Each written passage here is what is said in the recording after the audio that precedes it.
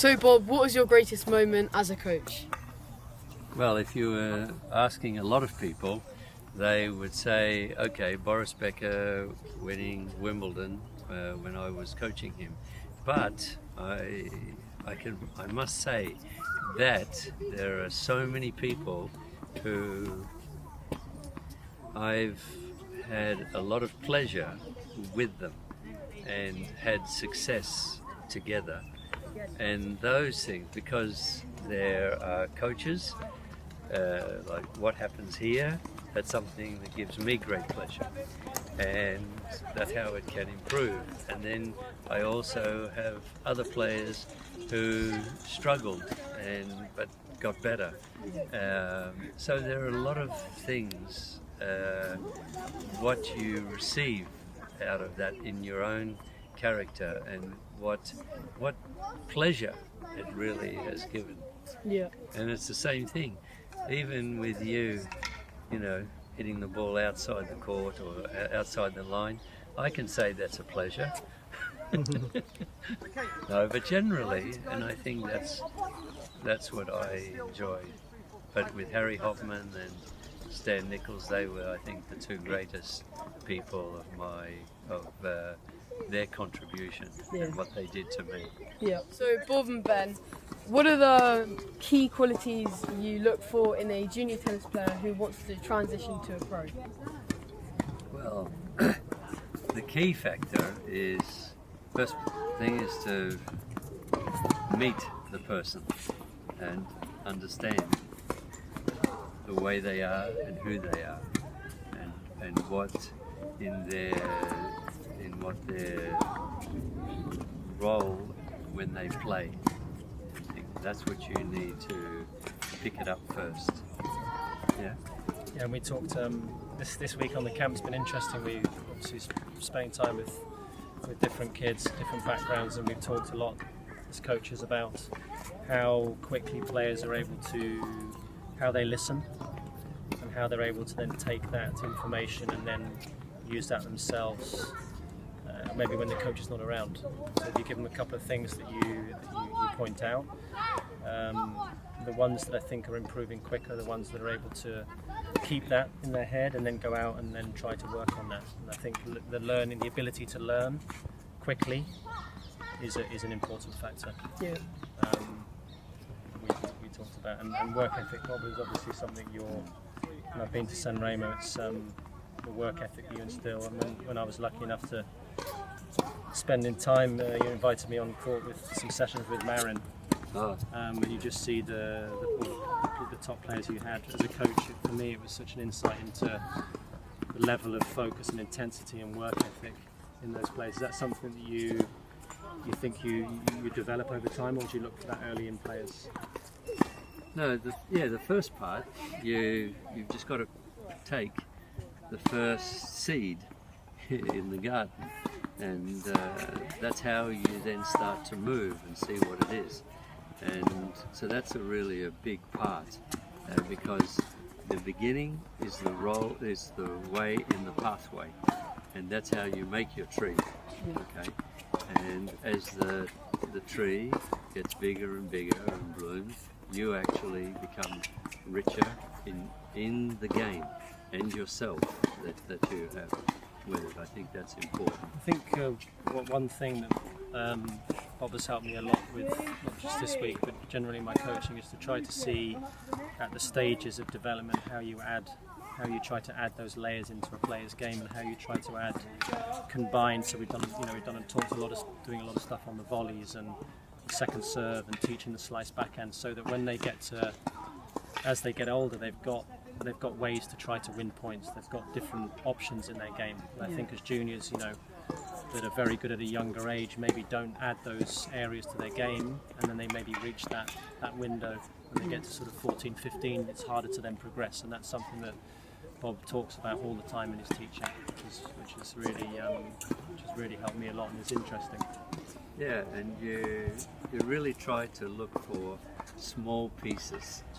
All right, it's not about trying to. A lot of people go and think, oh, it's got to be something huge, but that's too much pressure, and it's much better to go step by step, and I think Ben has been very good with all the young players with this and his contribution with it, because it's a small step, and then as it comes, and then all of a sudden you start to see things that are a little bit better for you, and then you know that you get once, and then you get 2 or 3, and that's how you get along further.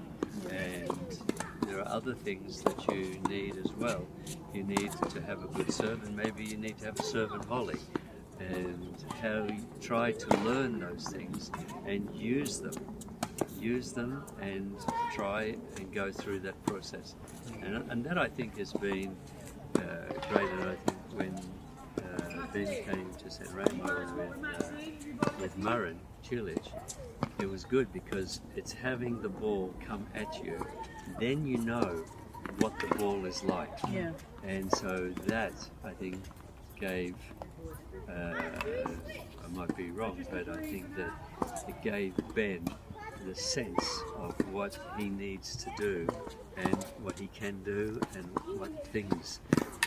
Looking at Marin Cilic and then knowing how he can do things to make it better for Cilic. Yeah, I think if you have that vision of what it looks like in terms of those areas you talked about, then I think it is easier to then kind of come back to where you are and have a vision of what you're trying to build towards. So it's just very lucky to have that opportunity, because some coaches don't have that, so forever grateful for that. It was fantastic. Yeah, but on one other thing, I think that first of all, it's looking other players who were great, all right, and you might look at a video or something like that, and you see what they do.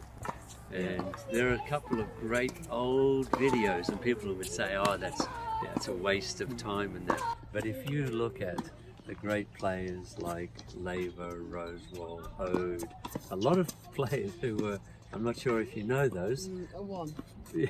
Lever. Okay, well that's a good start there. That's homework fine. now. Find Yeah, out as other okay. goes. Then you go back into history and go and look at a couple of videos on YouTube, and you will find things and the way they have hit the ball.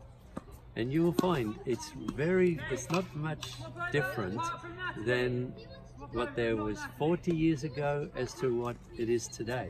Except, of course, the rackets are lighter, they may hit the ball, probably staying further on the baseline and hitting. They may do different things, but there's not a lot, because you see Federer and Lever were almost doing the same things, and Rosewall and these people. So you can see them and what you would need to do when you're playing points. Yeah? Yeah, definitely. Yeah. How long have you known each other?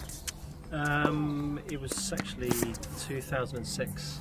I was doing my top coaching badge for the LTA, and we had to, one of the projects was to study 3 world-class coaches. Didn't have to be in tennis, from different sports. I got introduced to Bob. Went over to his academy in San Remo and spent some time with him. The course was about 8 months. And when the course was finished, I actually had a great insight into what it might take to become a world-class coach. Having been around Bob, with the work ethic and the attention to detail. And personally, I decided upon myself to try and improve as a coach, to continue going back. And Bob's been supporting me since, and helping mentor me actually through my coaching. It's been a fantastic experience in that time. Yeah, because the time that when we did spend the time in San Remo, and I think Ben has really brought other things in his game, but also in San Remo he was also bringing his knowledge, and that was also being able to connect with the other players and the other coaches as well. Yeah, Bob makes, which is interesting when I went over there, he's so supportive of helping develop not only the players, actually a lot with the coaches. So I think one of his key elements of his coaching himself is to really support the coach and the player together, and really mentor coaches. And there's so many coaches in that time that have benefited from his knowledge. And for myself, it was really changed for me to becoming the difference between training and coaching and teaching, and that was a huge change in the start of my coaching career, and moving forwards made a big difference. Yeah, but over these last 12, 13 years, there's been a big difference, and I think that also the young players here have really made a big change in, I think that what it was quite a few years ago and now, and you see the way that the young players play much better and how they play much better. And also I think the coaches and Ben has been able to have such an influence to them as to how they can be having small things further and further along.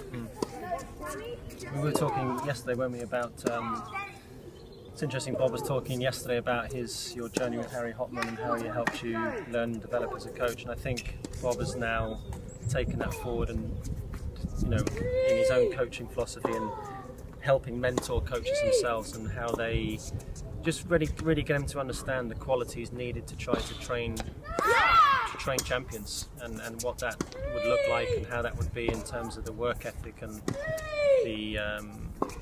the desire to get better every day has been amazing, actually.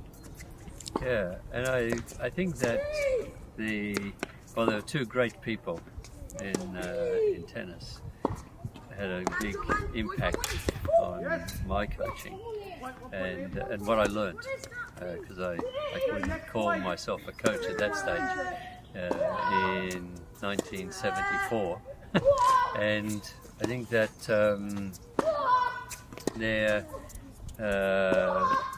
Harry Hopman sent me to say, "Oh, go and watch that coach. He's a good coach." But that was part of it, and but there was after he then started to tell me stories about different things and the history and things, and he would be talking about others rather than putting it on me as to what I need to do. It's knowing what Roy Emerson or Laver and all these other players were doing. And the other thing was in the fitness.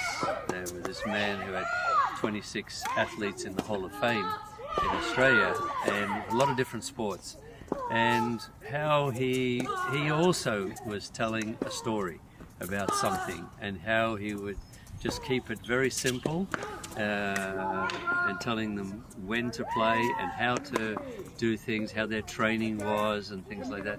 And he then, you know, he made a great impact, and that's where I think that has, I think for me, it's been possible for me to continue with that in the history of the game. So thank you, Ben. Well done. If I give you a handshake, you're going to get a frozen hand from me.